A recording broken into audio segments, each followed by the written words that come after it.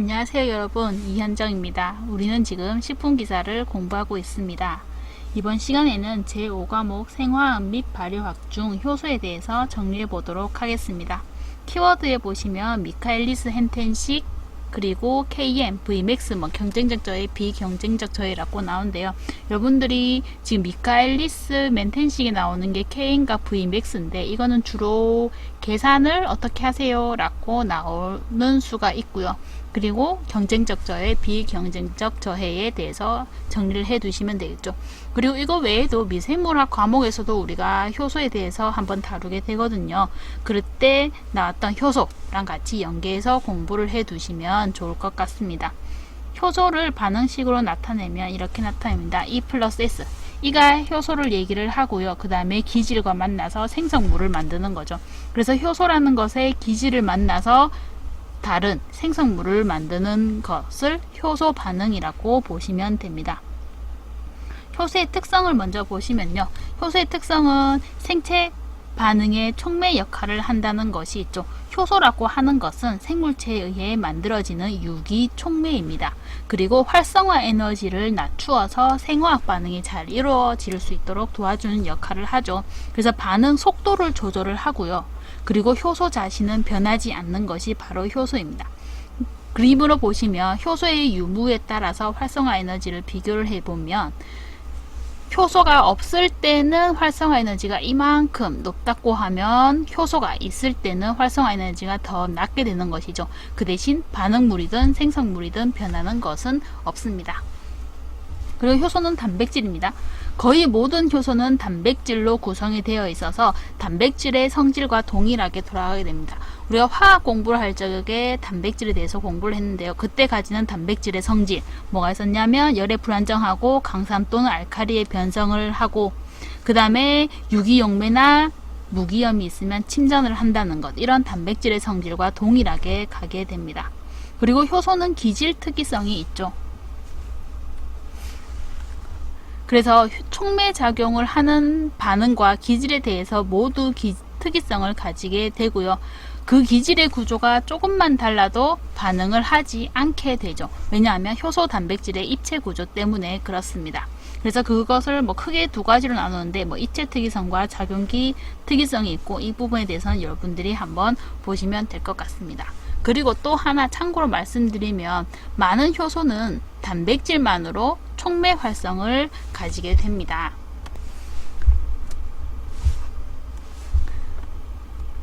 그런데 또 다른 많은 효소들은 비단백질성 부분이 있어야지 촉매 활성을 가지게 되거든요. 우리는 이때 비단백질성 부분을 보조인자, 영어로 하면 코팩터라고 얘기를 하게 됩니다. 그래서 단백질만으로 효소 작용을 가질 수 있는 게 있고요. 그런데 단백질만 있으면 불활성화 상태인데 코팩터, 보조인자가 있으면 활성 상태를 가질 수 있는 것이 있죠. 그것을 우리가 할로 엔자임이라고 얘기를 하게 됩니다. 그리고 이 코팩터라고 하는 것, 보조인자에는 금속 이온과 유기 분자가 있는데 특히 유기 분자일 때 우리는 코엔자임 또는 보조효소, 조효소라는 단어를 쓰게 되죠. 그래서 공부를 하다 보면 코엔자임이라는 단어와 보조효소든 조효소든 이런 얘기들이 나오게 되는데요. 이때의 개념을 여러분들이 자꾸 공부를 하시면 조금 더 도움이 될 것 같습니다. 효소의 명명법을 한번 보도록 하겠습니다. 먼저 관용적인 명칭으로 해서요, 펩신이나 트립신 같은 것들이 있고요. 그리고 효소가 작용하는 기질에 에이즈를 붙인 것으로 리페이즈 같은 경우는 지질, 리피드에 작용하는 효소고, 아밀레이즈 같은 경우는 아밀로스에 작용하는 효소고, 이런 식으로 작용하는 기질에 붙인 경우가 있고요. 그리고 또 하나는 효소 기능에 따라서 에이즈를 붙인 경우가 있죠. 그래서 하이드롤레이즈 같은 경우는 가수 분해를 하는 효소고요. 그리고 디하이드로지네이즈 같은 경우는 얘는 가수 분해를 위한 것이고, 가수 분해. 그리고 디하이드로지네이즈 같은 경우는 탈수소거든요. 탈수소 효소가 되는 거고요. 옥시데이즈 같은 경우는 산화 효소라고 보시면 되겠죠. 그리고 기질이랑 기능을 조합하고 있는 것도 있죠. 그 뒤에 에이즈를 붙인 것인데 예를 들면 카보하이드레이즈 같은 경우는 카르보가 탄수화물이죠. 탄수화물을 화물을 하이드레이즈 가수분해하는 효소라고 보시면 됩니다. 그리고 옥시, 얘는 옥시데이즈입니다. 그리고 IUB 면명법이라고 해서 뭐 산화환원효소, 전이효소, 가수분해효소, 제거효소, 이성화효소, 합성효소라고 해서 이렇게 6가지로 크게 나뉘어서 분류를 하기도 합니다. 그리고 여러분들은 이 분류와 옆에 있는 이 영어 이름들 있죠. 이런 것들을 잘 기억을 해 두시면, 좀 유심히 봐 두시면 나중에 효소 공부하실 때도 이런 이름이면 대강 어떤 역할을 하겠다라는 것을 유추해 볼 수 있게 됩니다. 그리고 그 밑에 부분은 위에 나왔던 효소 분류하는 것에 따라서 반응 형식이 어떻게 된다라는 내용입니다. 그래서 산화환원 효소 같은 경우는 산화와 환원 반응을 하는 것으로 효소예가 이런 것이 있고, 그 다음에 전이효소 같은 경우는 원자단 뭐 메틸기든 아세틸기든 뭐든 전이 반응을 하는 것으로 이러한 종류들이 있고, 가수분해 효소는 가수분해를 하는 반응입니다. 그것이 어떤 게 있냐면 에스테르 결합이나 뭐 글리코사이드 결합이나 펩타이드 결합이나 아마이드 결합이나 이런 것들을 가수분해하는 것으로 이런 효소들이 있고, 그렇게 여러분들이 보고 이해를 하시면 될 것 같습니다. 그리고 제거 효소 또 다르게 하면 분해 효소라고 하는 것, 또 여러분들이 한번 보시면 쭉쭉쭉 한번 여러분들이 한번 봐두시고, 아, 이런 효소들이 있구나 라고 보시면 되겠습니다. 실제로 문제에서는 이런 식으로 나오죠. 뭐 결합을 형성하는 효소는 무엇이냐 라고 했을 때 여러분들이 각각의 효소들이 어떤 역할을 하는지를 알면 풀 수 있는 문제. 그러니까 여러분들도 이렇게 효소를 분류를 했을 때 이런 역할을 하는 것이구나 라고 보시면 될 것 같습니다. 자, 그럼 다음으로 넘어가서요, 영향을 미치는 인자, 효소 반응에 영향을 미치는 인자를 한번 보도록 하겠습니다. 기질 농도가 효소 반응에 영향을 미치게 됩니다. 질문 나오는 부분이 기질 농도 부분이죠. 기질 농도가 매우 낮을 때 여러분들이 앞에서 E 플러스 S는 P라고 하는 것을 봤는데요. 이것을 좀 더 상세하게 풀어 쓴 거죠. 효소랑 기질이랑 만나서 효소 기질 보습합체를 형성을 하고, 그리고 자유효소와 생성물이 만들어지게 되는데, 처음에 기질 농도가 낮을 때는 반응 속도는 느립니다. 그래서 기질 농도가 증가를 하면 반응 속도는 점점 증가를 하면서 1차 반응이 나타나게 되죠. 1차 반응이라고 하면 어떤 그림입니까? 라고 하면 요 반응이 되겠죠. 직선 반응입니다. 그런데 기질 농도가 충분히 높아지게 되면, 점점 일로 가면 기질 농도가 높아지게 되죠. 높아지게 되면 반응 속도의 증가폭이 점점 감소를 하고, 결국에는 기질 농도를 아무리 높여주더라도 반응 속도가 변하지 않는 상태로 가게 되죠. 이때를 우리는 최대 반응 속도라고 얘기를 하고요. 최대 반응 속도를 Vmax라고 표시를 하게 됩니다. 이때는 0차 반응이라고 보는 거죠. 더 이상 속도가 증가를 하지 않는 것. 기질 농도가 증가를 하더라도 더 이상 반응 속도가 증가하지 않는 상태가 되고, 이때를 우리는 최대 반응 속도라고 얘기를 합니다. 그리고 미카엘리스 멘텐식을 그림으로 나타내면 이렇게 나타내게 되죠. 이 그림처럼 나타내게 됩니다. 그래서 미카엘리스 멘텐식을 보시면 여러분들이 여러가지 것들이 나오는데요. 이 중에서 특히 시험에 자주 출제되는 공식은 이 부분입니다. 기질 농도가, 여기에도 나와 있죠. 기질 농도가 Km, 미카엘리스 상수와 같을 때 V는 2분의 1 Vmax라고 하는 식이 가장 많이 나오게 됩니다. 미카엘리스 상수라고 하는 것은 Vmax의 반토막이죠. 2분의 1 Vmax일 때 공급되고 있는 기질의 농도를 얘기를 하는데, 많은 효소에 있어서 Km은 미카엘리스 상수입니다. Km은 기질에 대한 효소의 친화력, 척도를 얘기를 합니다. 그래서 Km 값이 작을수록 기질이 활성 부위에 대해서 강한 활성을 가지고 있는 것을 의미를 합니다. 그래서 여러분도 의미를 한번 보시면 되고요. 문제는 이런 식으로 나오게 되죠. 동료학적 특성을 측정해서 어쩌고 나오죠. 이때 Km은 10의 마이너스 3승, 이 되고 기질의 농도도 10의 마이너스 3승이라고 나와 있습니다. 그러면 여러분들이 보시면 기질의 농도와 그 다음에 Km 값이 10의 마이너스 3승으로 같은 것을 확인을 할 수 있으면 이때는 뭐라고요? V는 2분의 1 Vmax라고 보시면 되죠. 그런데 Vmax가 10단위분, 그래서 10단위분을 반으로 나눈 것 5단위분, 이런 식으로 계산한 문제가 제일 많이 나오고 있습니다. 그리고 이것은 라인워너 버크식이라고 하는 것인데요. 제가 이것을 여러분들이 꼭 외우세요 이렇게 한다기보다는 이것을 제가 굳이 실어 놓은 이유는 뒤에 갔을 때 경쟁적 저해와 비경쟁적 저해에서 그림을 보고 기억하면 조금 더 쉬울 것 같아서 넣어 놓은 것이니까요. 여러분들은 미칼리스 멘텐식을 직선으로 만든 식으로 재정리한 것이다 라고만 이해를 하시고 넘어가시면 될 것 같습니다.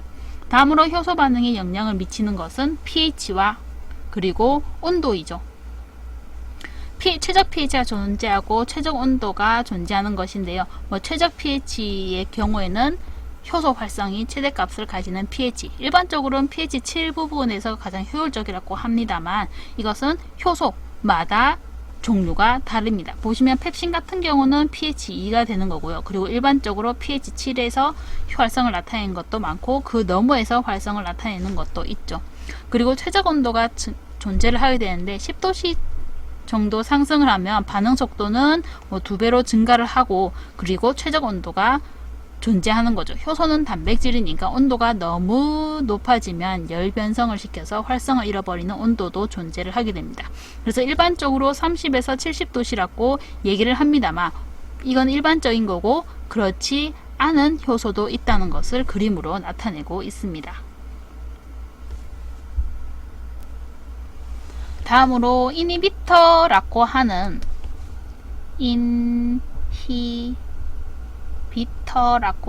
효소 저해자가 있는데요. 여러분들이 효소 저해에서는 경쟁적 저해와 비경쟁적 저해에 대해서 알아두시는 것이 좋을 것 같습니다. 경쟁적 저해와 비경쟁적 저해는 가역적 저해에 속하게 되고요. 먼저 경쟁적 저해에 대해서 보시면 저해제의 구조가 기질의 구조와 매우 유사해서 지금 여기가 저해제고요. 이게 지금 기질을 나타내는 영어 단어입니다. 이게 구조가 매우 유사해서 저해제와 기질이 서로 효소 분자와 결합 부위에 결합하기 위해서 경쟁을 하는 경우가 있는 거죠. 이렇게 좀 비슷하게 생겨서 서로 경쟁을 하면서 저해를 하는 것입니다. 그래서 저해의 정도는 기질과 저해제의 농도에 의해서 결정을 한다는데 여러분들이 이걸 한번 읽어보시면 되고, 그리고 이 경쟁 저해물이 존재를 하게 되면 Vmax는 변화가 없는데 Km, 미칼릭 상수는 증가한다는 것이죠. 그래서 이것 같은 경우는 제가 그림으로 표현을 해 놓은 것인데요. 밑에는 미칼리스 멘텐식과 라인워너 버크식을 그림으로 나타낸 것이죠. 그래서 보시면 여기에 약간의 회색으로 되어 있는 게 컨트롤 상태고요. 그 다음에 저해제가 있는 것인데 여기 선이 Vmax가 되겠고요. 그래서 Vmax는 변화가 없습니다. 어쨌거나 그 Vmax만큼 도달하는 것인데 Km이라고 하는 것이 2분의 1 Vmax일 때 지금 이 선이 되겠네요. 일때 기질의 농도 여기가 전부 다 Km 값이 되는 것이죠.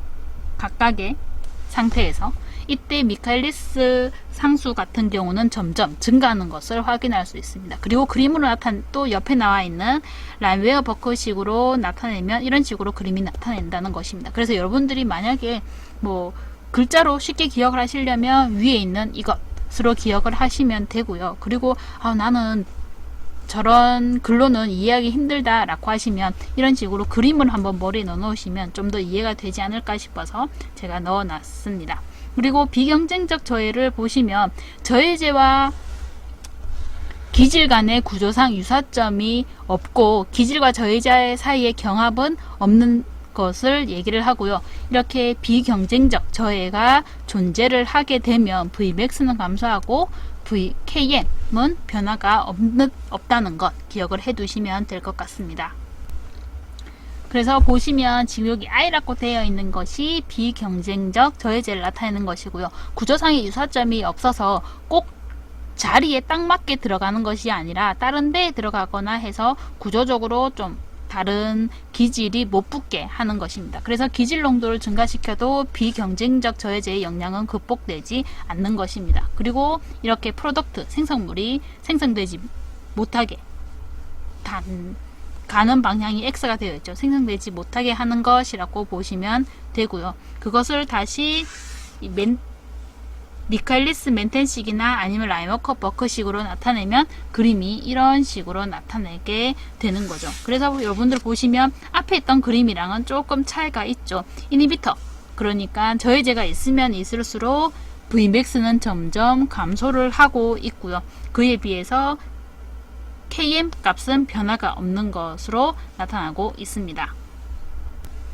그래서 여러분들이 혹시나 시험에서 이런 식의 문제, 경쟁적 저해에 대한 설명으로 틀린 것은 또는 비경쟁적 저해에 대한 설명으로 틀린 것은 이라고 했을 때 여러분들이 찾을 수 있게 공부를 하시면 좀 시험 치는데 도움이 되지 않을까 생각을 해 봅니다. 그럼 여러분들 이렇게 해서요, 간단하게 효소에 대해서 정리를 해 보았는데요. 여러분들은 효소 반응이 어떤 것이다 라고 하는 것을 공부를 하셨고요. 효소 반응, 그리고 우리 미생물 할 적에도 효소에 대해서 나옵니다. 이 효소랑 같이 공부를 하실 필요가 있습니다. 이 미생물에 나오는 효소와 지금 우리가 생화학에서 배우는 효소가 딱 이거에는 이 문제, 저거에는 저 문제, 이런 식으로 바로 선이 명확하게 끄어져서 나오지는 않거든요. 좀 섞여 나오는 경우가 있기 때문에 미생물에서 배웠던 효소에 대한 것도 정리를 잘 해 두시면 되고요. 그리고 효소 분류했던 부분 있죠? 분류도 역시 해 두실 필요가 있습니다. 그리고 분류에서의 반응 형식 같은 것도 봐두실 필요가 있을 것 같습니다. 그리고 나서 효소 반응에 영향을 미치는 인자로 가서 우리가 미카엘리스 멘텐식이라고 하면서 미카엘리스 상수, 그리고 최대 반응 속도 Vmax죠. 이런 것들에 대해서 했는데 여러분들이 혹시나 문제를 만나더라도 계산을 할 수 있게 보시면 되지 않을까 생각을 해 봅니다. 그리고 여기에 더 추가를 하자면 경쟁적 저해와 비경쟁적 저해, 이런 저해제까지, 비경쟁적 저해, 이런 저해제까지 한번 정리를 해 두시면 효소에 대해서 시험을 치실 때 도움이 되실 것 같습니다. 그럼 여러분들 정리 잘 하시고 합격을 기원하도록 하겠습니다.